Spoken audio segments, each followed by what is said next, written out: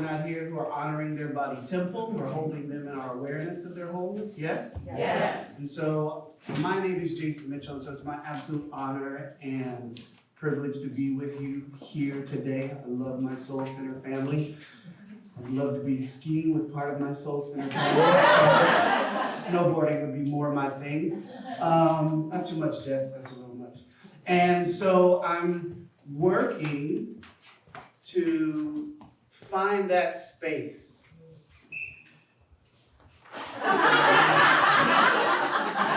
Now I want it again, Brian. I'm working to find that space. Come on, Brian. If you're gonna do it, Brian, you got to do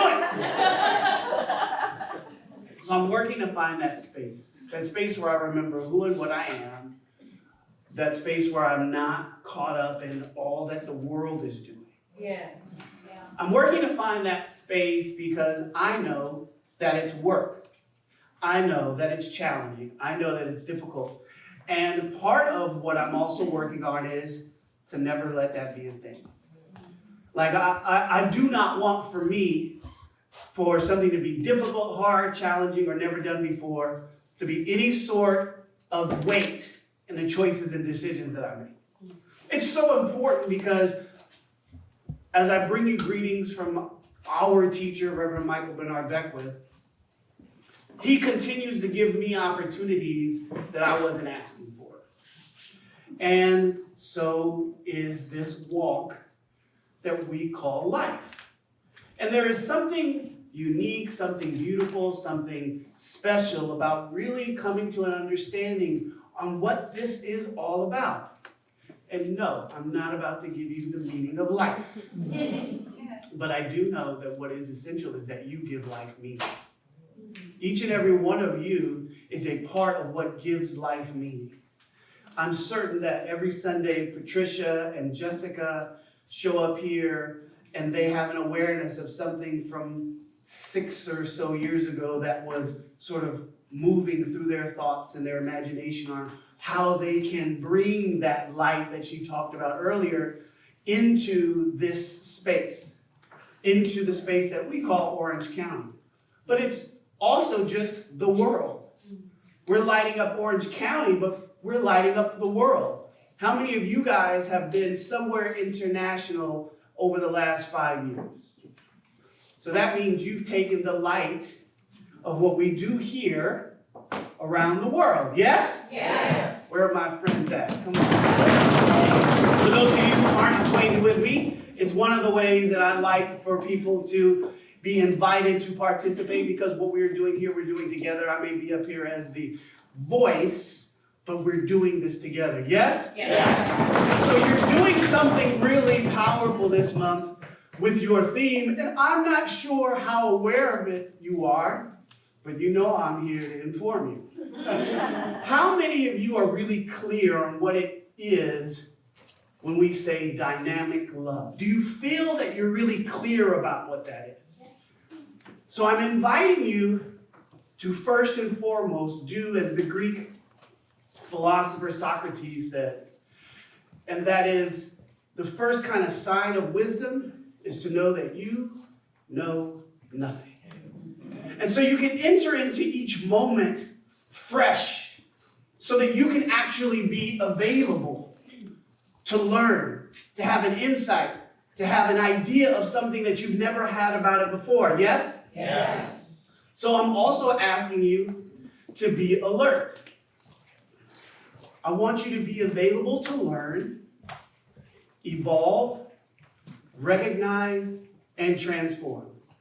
I want you to be available. Say, I'm available. I'm available. I want you to be able to learn. Say, I can learn. I can learn. I can evolve. I can evolve. I can recognize. I can recognize. And I can transform. I can transform. We'll come back to that. Now, the reality is there's so much going on in the world that sometimes it feels like it doesn't stop. But that's also the reality. The reality is that it doesn't stop. Now, whatever you want to call it, I want you to know that a desire for things to be the same, a desire for things to always be a particular way, a desire for people to be the same or to be a particular way, probably, most certainly places you in the running for delusion. And I only mean that to say that we think we know God until we actually meet it. And there are people who have walked this world for centuries in terms of cultures and traditions. There are peoples, right? Groups of people that have taught a thing, that have showed us ideas, presented information. And a lot of times, all they were working with was what they had. And so then in the next generation, they had more. And so as they were working with that much more, they realized that they were on their way, but they had not arrived yet. And then the next group of people comes along. And so they look back and they say the same thing about the group before them. They were the stepping stone for where we've come from, and we thought that they had it right, and then we discovered some new things. This is always present in areas of like science. It's always present when we're starting to look out into the stars. Even when people want to revert back to things like the earth is flat, we still have more information for them. And that's a part of this journey. You see, dynamic love is an idea that I've had to adjust myself to. You see, there are scriptures and there are sayings that we hear a lot of times, and again, we've interpreted them and experienced them based upon somebody's version or our best known information, yes? Yes. And so, how many of you have heard the idea or the phrase that God is the same yesterday, today, and forever? How many of you have ever heard it? It's a scripture in the Bible where it says Jesus is the same yesterday, today, and forever. How many of you have heard a scripture that was something like, I am the Lord your God and I change not? Anybody heard that scripture? And so it's presented in a way that says it doesn't change, it's the same, right? And so one would think they understood what that means until you realize you don't necessarily know who and what God is. Because you've been defining God based on your human standards. You've been holding this idea of the presence based on human qualities. And so you only have the ability to hold the idea of what it means to be the same yesterday, today, and forever based on a human idea. You have not yet let go of or discovered what divine qualities are. Qualities that do not have an opposite. Not a true opposite. We might have some opposites in theory. Like we might think and sometimes use the opposite of love being fear. How many of you have ever heard somebody make reference to something like that? I've heard more modern language say that the opposite of fear is apathy. How many of you kind of heard somebody make that kind of a reference? We've been trying to, over our lifetime, to try to use things that compare and contrast something that has no comparison. Because as long as you're utilizing the idea of love and bringing it down here to a human idea, you're not talking about love. You may be talking about romance. You may be talking about familial bonds. You may be talking about crushes. Those are nice. Had a good crush lately? I've got one. All of these things that are going on and happening, we have these interpretations of them. And I'm here to bring you the good news. The good news really is that it's better than you think it is, you just don't know it yet. It's better than you think it is, you just don't know it yet. Say that back to me. It's better than I think it is. I just don't know it. And there you go. One more time. It's better than I think it is. I just don't know it yet. Dynamic means constantly changing. See how different that is? A constantly changing love. But what does that mean? So if we're going to talk about dynamic love, we're not just talking about woohoo and exciting. We may also be talking about that. But here is something that we all should know about God. It has not, nor shall it ever stop. It is an active presence. Omniactive. Say omniactive. Omniactive. It means always, continuously, always active. There are laws in this universe. We're mostly familiar with the physical laws. We know about gravity. How many plates and glasses have we broken? How many balls have we been hit in the head with? Maybe not as many as we'd like to admit. But we know about gravity. We know about the law of buoyancy. If you've ever been on a boat or on a ship or been on one of the cruises that Soul Center has done, you know about the law of buoyancy. You may not call it that, but it is that thing that your children play with when they're in the tub with rubber ducky. It's the law of buoyancy. It's that thing that does not allow the displacement of water to overcome the object, right?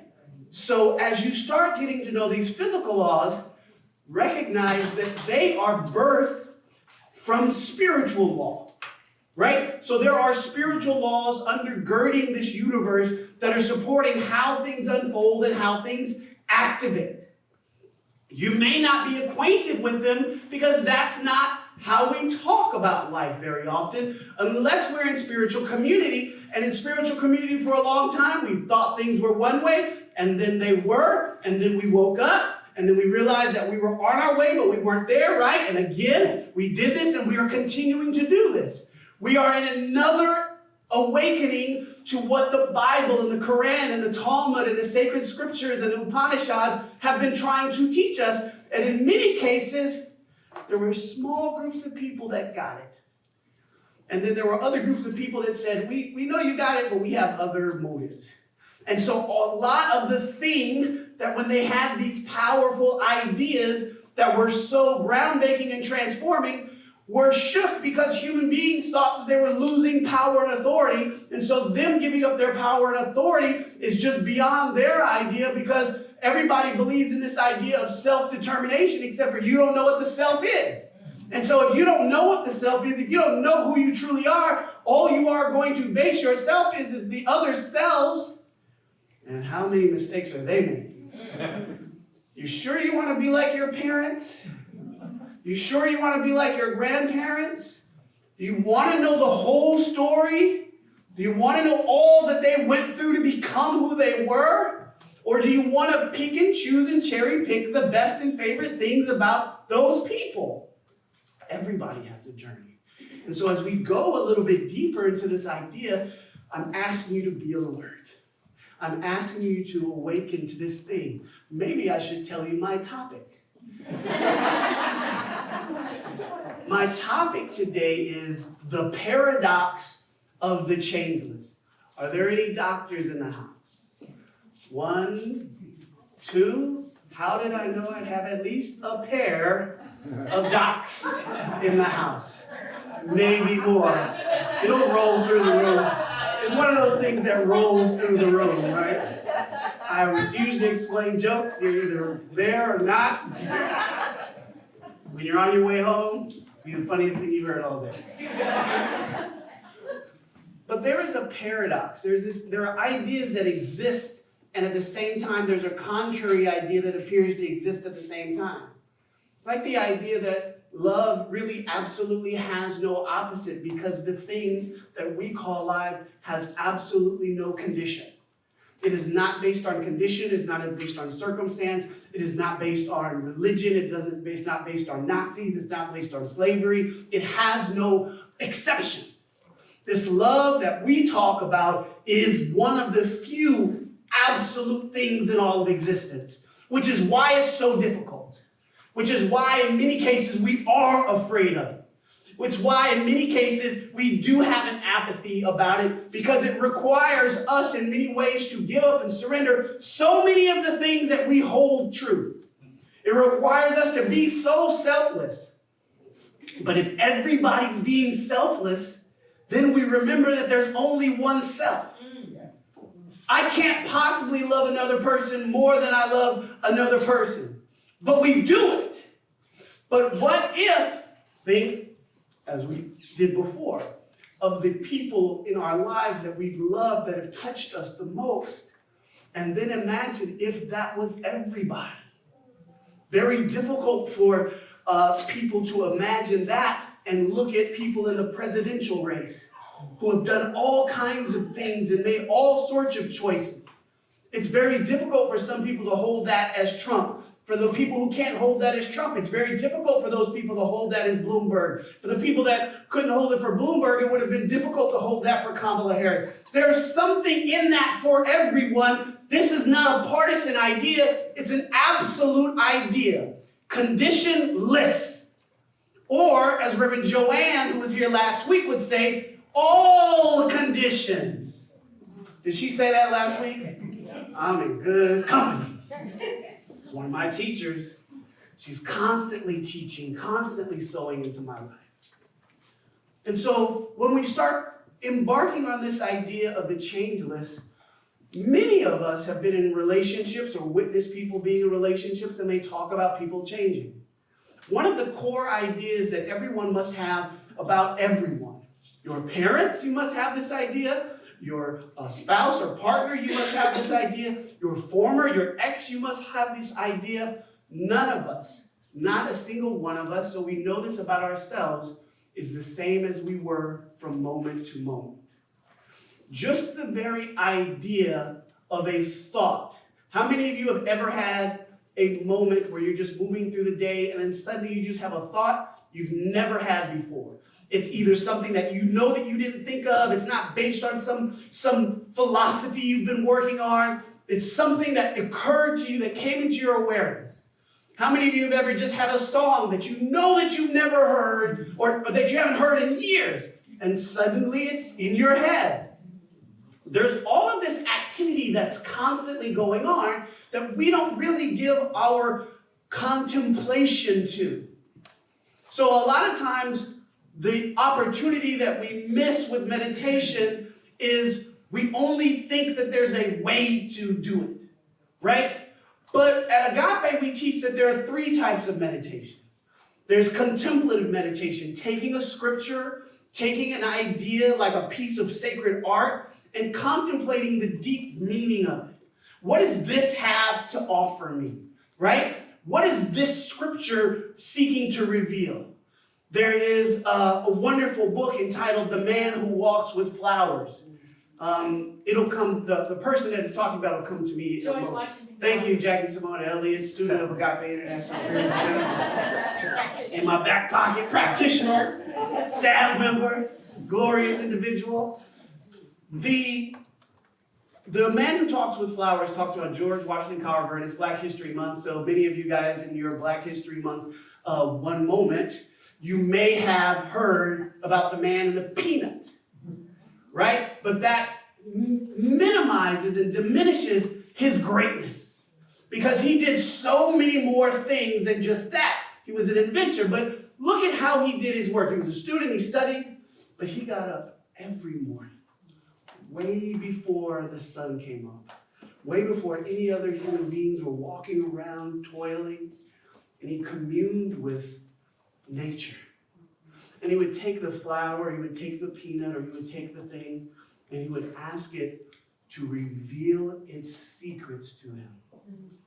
And so he moves beyond this material thing in a way that scientists now do intellectually, so they try to figure things out through experiments. And that's great as well. We've moved to that space. But people were doing phenomenal things in consciousness way before anybody had the tools with which to explain it. It's kind of like the new math. You've seen the new math. You've been around some of the students in elementary school right now, and wow, they want to show all the work, and they want it to be a particular way, or the problem is wrong. Okay, but I still can count my money, so are we good? Right? Like, you're not stealing from me, and I'm not going to get the calculation wrong when I build this building. But the idea is expanding something that was in many ways innate. It has its benefits because our ability to explain math is something that we, especially in America, are very challenged with. We don't understand the mental processes of what we're doing with some of these numbers. And in other countries, they do a really good job of it. So that's why we've been changing. But this idea of be alert is the thing. We said earlier that we've heard these scriptures that talk about the same yesterday, today, and forever. I change not. But you must know the other Greek philosopher, Heraclitus, who says, the only constant is what? Change. Oh, you all Greek philosophy students? At the very least, we've heard that, right? And we see it. But how much of it do we use? If we know people change, and we know the constant is change, how good are we at navigating change? You're not very good at it, are you? It's okay, neither am I. Because nobody has told us that we're supposed to be learning how to adjust to it. People die. It's a fact. None of us will get out of here alive. And yet, how many of us were prepared by our family members for how to navigate loss? I think I've said this here before, that one of a parent's most powerful responsibilities is to prepare their children for life without them. Many of us know people that when their parents passed was not just devastating emotionally, but crippling. And so the opportunity there was for that parent's life, if they had this idea, if they knew this idea, was to prepare them for life without me by having direct conversation with them once they encounter death. One of the great things about growing up on a farm is that children grow up with it as a natural part of the cycle. The circle of life. Right? It's real. Things rise up from the ground, just with plants, and we eat them or they die. The blooms on the tree, it doesn't always have to be so heavy. We watch the trees do it, not as much here in California, but we watch the trees do it. They bloom, and then they contract. Was anybody ever really interested in why the trees change colors? I was so fascinated by this idea that all that is happening is everything slowing down. And the sap and everything that's coming up from the earth is just not moving. And then when it warms up, it slowly comes out and everything starts blooming again and everything is all bright. It's a natural part of it. But what if we were as shaken when our plants die as we are when our loved ones do? Our pets, our animal companion. Yeah, it's a thing. And it's something that should be honored and recognized, and we can do this better. We can have more joy and celebration when our loved ones transition because we can go ahead and anchor all of the memories, all of the good times, all of those debts we don't have to pay back, all of those things we... Oh, did I say it? I mean, we just can do this better. So this is why I'm asking you to be alert. Say, I'm going to be alert.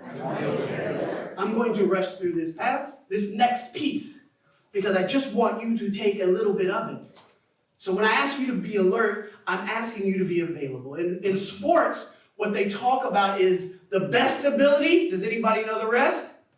Is availability. It doesn't matter how talented you are if you're not available on the court. It does not matter how gifted you are if you can't get out of the bed today. You are no good to your employer, stuck in grief in bed. That's not to judge it. It's just a fact. It's not the eternal. It is a fact. If you can't get to surgery, if you can't get to diagnose patients, you can't teach your students. you're not able to do what you wanted to do. Very simple, light, right? But if you are available to learn, anybody learn anything yet today? So even if that's all you learned, hey, I can dig it. So I want you to be available.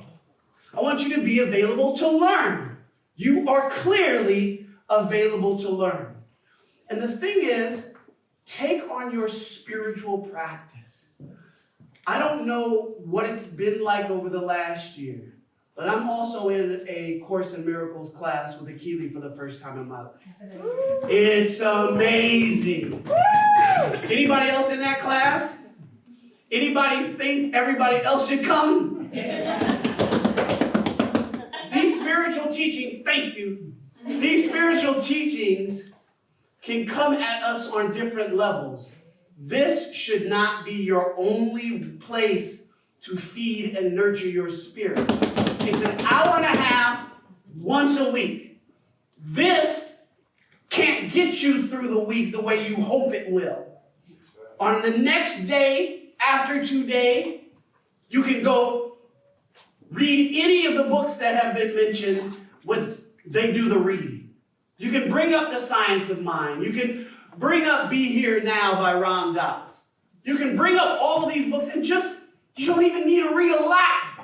But you need it. It's like you just need a seed. Just take one. Come on. Will you take one? Yes. So I'm asking you for yourself. Not because you're trying to be a minister or a practitioner. I'm asking you as a spiritual being trying to figure out how to navigate this incarnation to daily take your dose. Something. A spiritual song. Jackie Simone's got some CDs, got you covered. I'm even going to call Jesse's Nice and Holy because I got to get one of those. But the things that bring you to the presence. Yes? Yes. So I'm going to ask you to be alert. I'm going to ask you to be available. I want you to be available to learn and evolve. You're not going to stay the same. Any of you still the same as you were at 3? Like people who don't subscribe to like the scientific idea of evolution must also unhook whatever that cognition idea is from how babies get to adults. They evolve. The body grows. It expands. You get a full set of teeth, you lose a full set of teeth. You buy a new set of teeth. It's true. It's part of it. It's been happening at least since George Washington. We know those stories, his wooden teeth and also some of the teeth of his slaves. Black History fact of the day for you. It's a little weird, right? It's true though. So as you go through this and navigate this, you have to recognize that you're evolving. And some of the pain that you're experiencing is because you're refusing to evolve. Some of the difficulty that you have navigating the transition of loved ones, the transition of jobs and careers, the situations that are not the same. Yeah, losing a job is like death. There is a mourning and a grief that comes because in many cases, our identity was tied to our profession. And so if we lose our jobs, we lose that idea of ourselves. And so we have to figure out how to navigate that. Pull up the podcast, we just have more access to knowledge and wisdom than ever before, don't we? Yes. So if you're available, if you're willing to learn, if you're willing to evolve, the next thing that happens is you begin to recognize it. You begin to have a recognition. When we talk about prayer, the prayer treatment process, how many of you have taken one of the prayer classes here? Recognition is one of those steps, right? It's the second step in the prayer treatment that we have. Gratitude, recognition, unification, realization, blessing, amen. Right? So, we'll come to class. Recognizing God in everything. In everything. In Kobe Bryant and Gianna and the additional family members' transition. In the presidency and all of its changes. When it was Reagan, people felt one way. When it was Clinton, people felt one way. When it was